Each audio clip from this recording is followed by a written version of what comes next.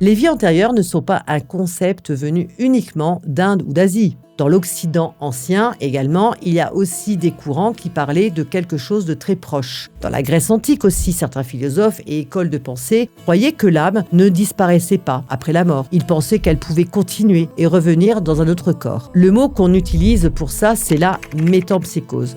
C'est un mot qui paraît compliqué, mais qui veut dire la même chose que la réincarnation. Le fait que l'âme change de corps après la mort et peut revenir dans un autre être vivant. Et quand ils disent que l'âme peut se réincarner dans un autre être vivant, cela pouvait être un autre être humain, mais parfois aussi un animal. Ce n'est pas une idée partagée par tout le monde à l'époque, mais c'était une vraie croyance dans certains cercles. Un exemple connu, c'est le pythagorisme, un courant lié à Pythagore. Vous devez peut-être le connaître, on l'a tous plus ou moins entendu, et c'est d'ailleurs quelque chose que je n'aimais pas du tout quand on faisait les mathématiques à l'école, le fameux théorème de Pythagore. Mais autour de lui, il y avait aussi une école de vie, avec des idées spirituelles. Ce n'était pas que les mathématiques. Et dans cette école, la métempsychose faisait partie des croyances qui étaient transmises. Ils apprenaient que l'âme aurait un parcours, une forme de voyage, et pourrait revenir plusieurs fois. Et dans certains courants de l'Antiquité, on trouve aussi l'idée qu'à force de progression et de purification, l'âme peut finir par se libérer de ce cycle et ne plus revenir s'incarner.